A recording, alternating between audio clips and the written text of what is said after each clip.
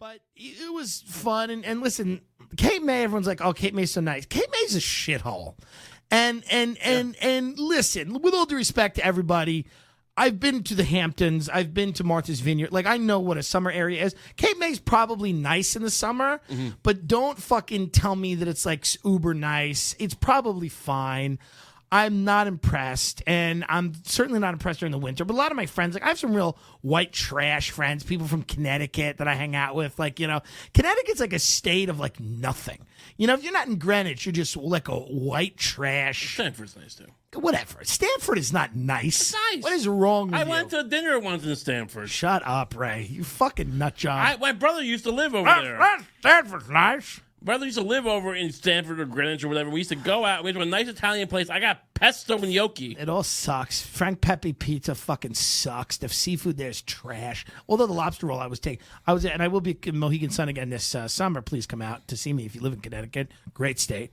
But the lobster roll that I had at Abbott's was amazing. Probably the best one I've ever had. So I don't want to shit on all the seafood there, but I will say this. A lot of my friends are like, ooh, you're going to Cape May. It's so nice. It's like, have some fucking standards. Yeah. You know what I mean? The Wawa is the best place there. Have some fucking standards, baby. I go to Billionaire Beach, bitches. Do you? Yeah. When? I go that's what they call the Hamptons. When do you go there? I go all the time. Like 4 years ago. I went last summer. Did you? I go all the time. Okay. Don't be jealous that I'm running around in very elite circles in the Hamptons. I'm buying a house there. I'll probably rent a house this summer. It's for 2 months. It's probably about $150,000, $200,000 a month. I'll probably do that because I don't give a fuck. Because that's what I'm making here at GaS Digital. Because we don't give a shit. Okay? Take me to Cape May. I think I'm fucking impressed. Okay? Maybe we'll buy a house. Shannon, you want to buy a house there? Sure. Thank you. Why'd you ask me? Because you're not going to you're going to be a problem. Why do you have a problem? You just fucking said, we weren't in the Hamptons. You don't believe. If you don't believe. I can believe in a house in Cape May. I can do that. You belong in Cape May. Yeah. Eating at a Wawa, you pig. Fuck Wawa. They can't even fucking process a debit card. They don't even know what they're doing. Well, apparently what you're supposed to do is like order the stupid rob sub. it. That's what you're supposed to do. Rob the place because that's the only way you get out of there in under 10 minutes. I did. I mean, not on purpose, but like he rang me up. It was like $5 and I got a whole shitload of stuff. Every time you go up to them to get rung up, they look at you like you're doing something wrong. The kid was like literally retarded. But and it's just like, listen, man, I like Wawa. But listen, I grew up in Long Island with fucking serious delis, great bacon, egg, and cheeses, great fucking sandwiches. Yeah. I don't need your fucking gas station cuisine. Cut it out. It's kind of cut it the fuck out. I've always said it's better than like your typical gas station food. You don't eat at a gas station. Well, if it's 2 a.m. and you're on the turnpike. You're in the turnpike at 2 a.m. That's 2 a.m. on the turnpike. I used to work the graveyard shift at a potato bread warehouse. So I appreciate that, like, there's something. Eat the fucking potato bread, you fat fuck. First You're in the warehouse. They have controls on that. Second of all, you got taken in. They're like, sir, can you come in here? Did you eat 5 loaves of Martin's last night? What? Listen to me. I was testing the product. That's what I do. That's what everybody does. I had to eat stale bread. I will eat stale bread. It's almost a crouton. Right. That's literally what I have to do. I have to eat stale bread in the potato bread warehouse. The graveyard shift in the potato bread warehouse. They called me the warehouse manager, but there was no one else there. There was this journalist named Barbara Ehrenreich or something, and she wrote a book called Nickel and Dimed, where she left her like, a cozy, cushy lifestyle and spent a year working shitty jobs to prove how hard it is to escape poverty, that book was kind of haunting. Yeah. I guarantee, you know what's even more haunting? Midnight or the graveyard shift in a potato bread warehouse. It was in the middle of the Ray Kump story. It was in the middle of a wine dance.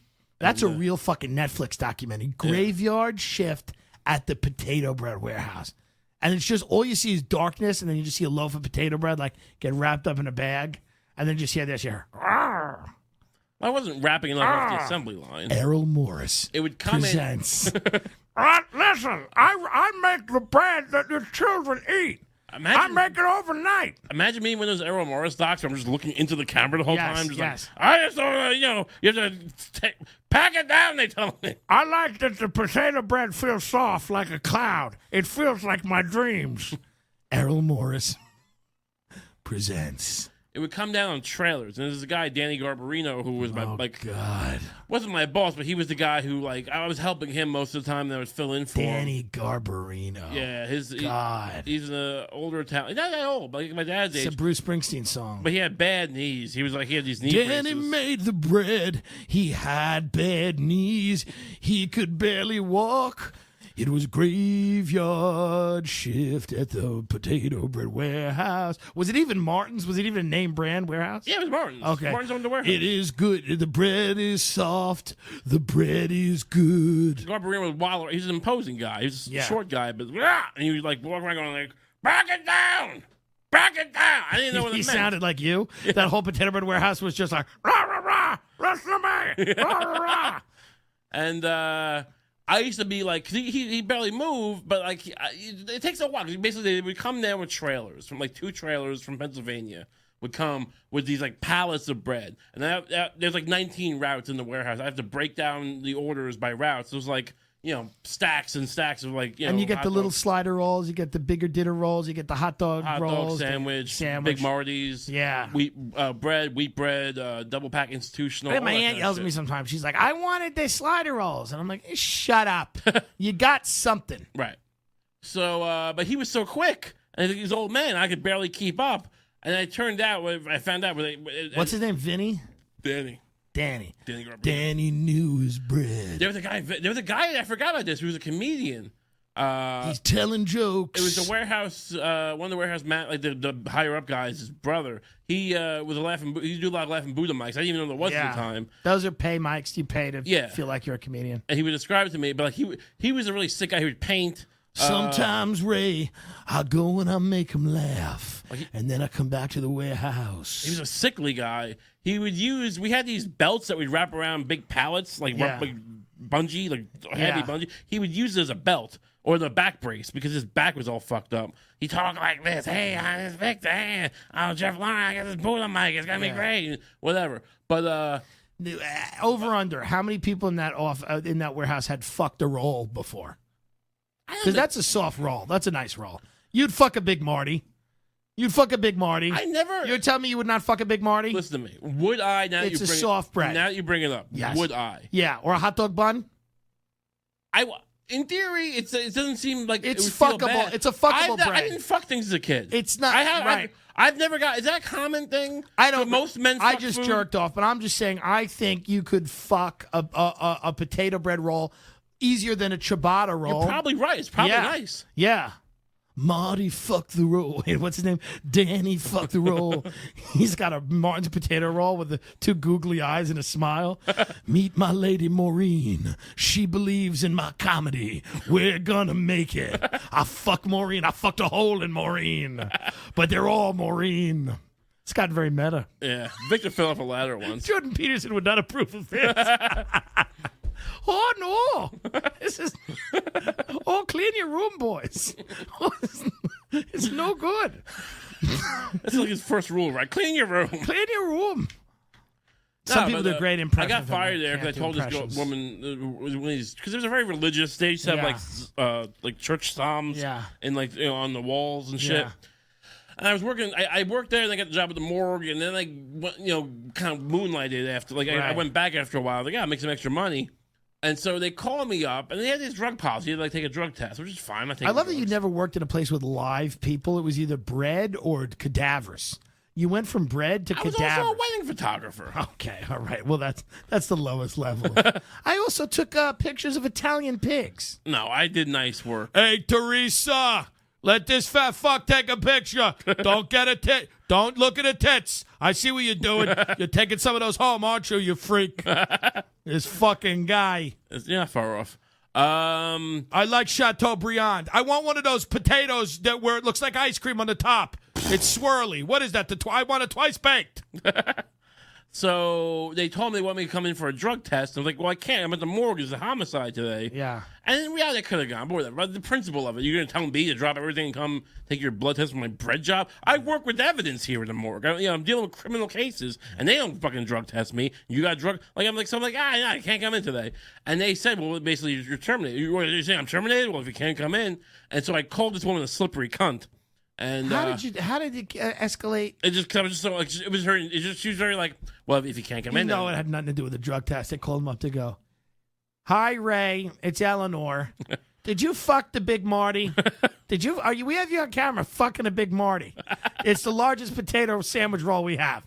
It's the burger roll. You know what it is, Ray. Hey, you slippery cunt. Listen to me, slippery cunt. I did not fuck a Big Marty. I fucked a slider roll that fell on the floor. That wasn't good. I didn't even fuck it.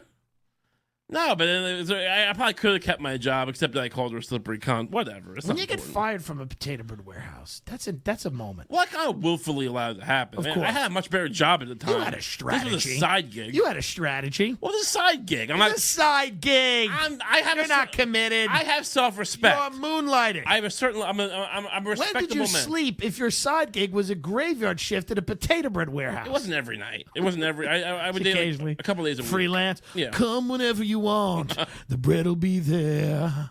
Did you bake the bread? No. The bread came from Pennsylvania. Oh, God. You don't even get that good bread smell. I mean, it smells nice enough, but no, it's not hot baked bread. It's like, it's fresh that day. They bake it that day and they bring it. I want to bake your love. But basically, Garbarino, like, for months, I thought he was just like, his old man was outfoxing me. And some of it is being smart about how you do tasks or whatever. And I realized, I come in early one day, around like 11 o'clock, these fucking trailer drivers, he bribes these trailer guys with Entenmann's cakes, and they fucking just place the pallets for him. Hold on. Yeah. And how do you get an Entenmann's? Because this whole supermarket game, they're all interconnected. Oh. He knows guys. They give him Entenmann's cakes. He gives them bread. Oh. Who the fuck? You know what I mean? Fuck me. Yeah. How do we get involved in this? You want some Entenmann's cakes? Yeah. I didn't know that was even an option. Yeah. Look, they throw it around like cigarettes in prison. The Thomas's guys, they have the fucking flat pizzas and of course the English muffins. Yeah, the whole game is. Yeah, I got a few Thomases. You throw me a few marshmallow deviled food cakes from Entenmann's. That's where that bit about my tooth being rotten comes from at the warehouse. Because one night I was eating, like, probably 11 o'clock or whatever. I was eating we Taco Bell at home, and my tooth broke off. Whatever. So the whole time I'm working in the warehouse, it's this jagged, pointy, like fucking sharp edge and sticking in my tongue on the side. So by the time 5 o'clock comes around, people start coming picking up their loads. I'm dealing with people, not just sweating by myself. I'm just like, I can't talk. I'm like, this. Oh my God. Yeah. It was even worse. Yeah. So my friend was a route driver. That's how I got the job in the first place. So I would sometimes after my shift go help him out. So at a supermarket, I went and, I bought a metal nail file. Yeah. And I used the big side view mirror in his truck, and I filed this sharp edge down on my tooth. Yeah. Because I don't have dental insurance at that point. This was original. This was before I got to the morgue. The morgue, I got my teeth fixed. But I mean, this is like before I got the morgue job. You just see just somebody in a fucking like a meeting at fucking Vice go, okay, when are we getting to the idea? What are we gonna do? Listen, we're getting there. 2008, I got my teeth fixed. Play the Roseanne theme again, Shannon, please. Play the Roseanne theme. DJ got caught fucking bread in the warehouse. Now they're going to hire a goddamn Mexican. That's what happens. The NSA's got they got cameras everywhere. DJ was fucking a Big Marty. It's the big sandwich roll. It's the one we used to make French toast out. Now they're going to get a bunch of goddamn Mexicans. This is fucking disgusting. I want my country back. I would eat Alex Jones's ass. I would lick his asshole. I love freedom. Roseanne is filmed before a live studio audience. Do you think Alex Jones is an attractive man? No. Okay. I mean, not for me.